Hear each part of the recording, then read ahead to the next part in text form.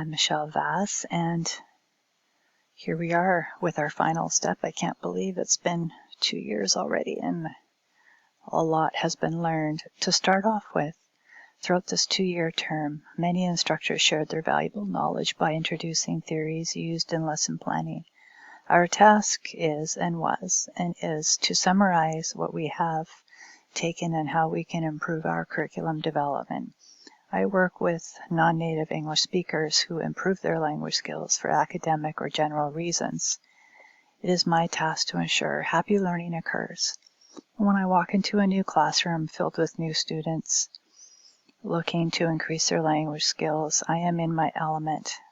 I come in well prepared with plan A for sure, and then B, and then C.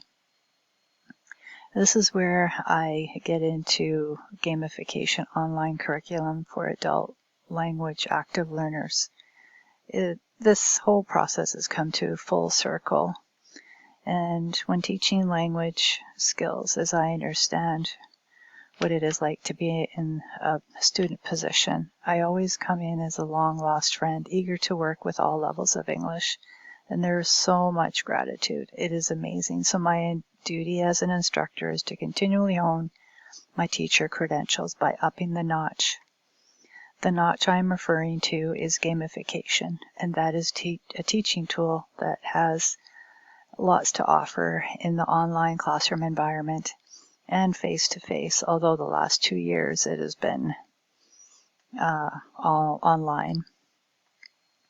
And what is gamification? Well, it does encompass a lot of things. It's more than just words, visually appearing for presentations, a sense of empowerment, and there's this desire to create their own veil painting. If students enjoy this process, active learning occurs along with situated learning. Situated learning is by Jean Lavey. Talks about being there and acquiring learning.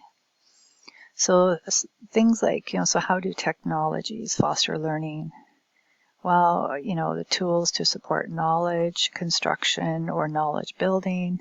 There's a social element, reflective element, because you're working with your partners all the time, and the information that you explore supports knowledge, support learning quite well.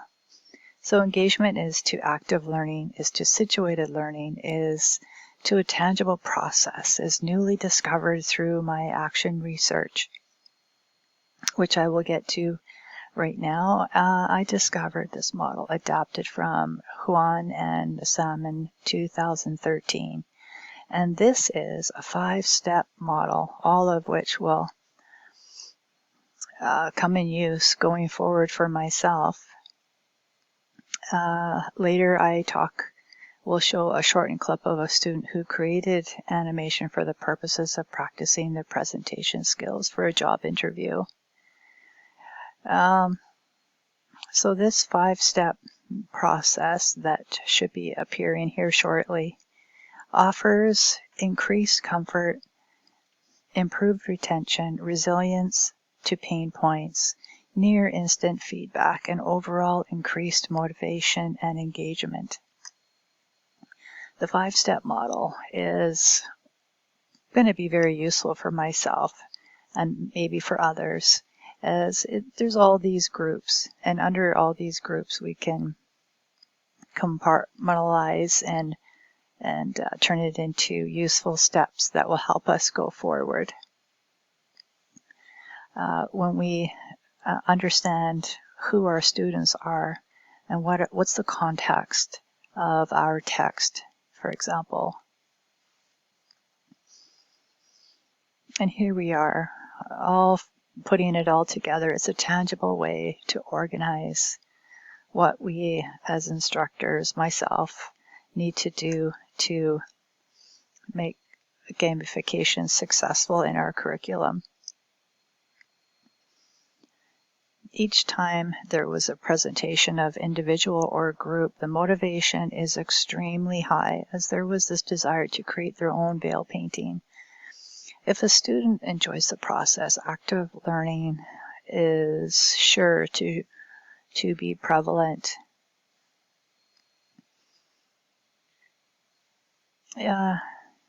Going further, when you know who your students are, where the course training instruction fits the context of the instruction, and once we've identified the pain points, that's where Plan B, Plan C comes in. And now that I know this through this 5-step, it will help me incredibly, and others as well. One way I have always used stages of learning language skills is blocks of learning as a way of determining going forward to this stage of knowledge acquisition. Students will work on group projects together using online applications available. So promoting motivation is definitely an instructor's dream. Working with language learning, which results in enhancing student experience. It's very useful to pair up in groups with different skill sets to form. It's a form of situated learning. It's amazing how each student is willing to help each other in this way. The eagerness to make sure their team is successful is always apparent, and even to help others. It's kind of what I say, if you make others look good, you make yourself look good. Promoting a motivation in a language learner is definitely one of the more positive ways of going. Here is a video clip, and this is just what students would do to practice this so that they get used to talking, and then eventually. My name is Sakura, means lotus blossom. I am from Japan. Improve my English to have a job interview at the end of this program. Hi, name Rolf. I'm here on my own. I am from France. Want to improve my English to have a job interview at the end of this program.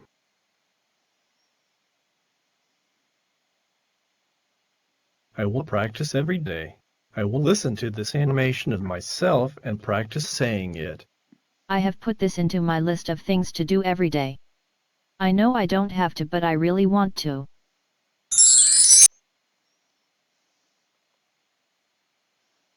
So that was just a shortened version of the full version, which is just under 5 minutes. If anyone wants to watch the whole thing, it'll be in the paper. So gamification is another tool in an instructor's toolbox. Times have changed, and we need to keep up with that change. By using technology, it provides a common denominator between gamification and language learning, which results in enhancing students' experience. When creating curriculum, you'll want to form a manual as an instructor manual. It is not only a way of gamifying a rubric or course online, but acclimating students to the gamification of learning in general. So we can make progress visible to each course going forward. And looks like I've ran out of my time already. But if you feel confident, why not give gamification a try? Try looking for that one that you haven't done before. Give it a try. You'll be surprised. Thank you,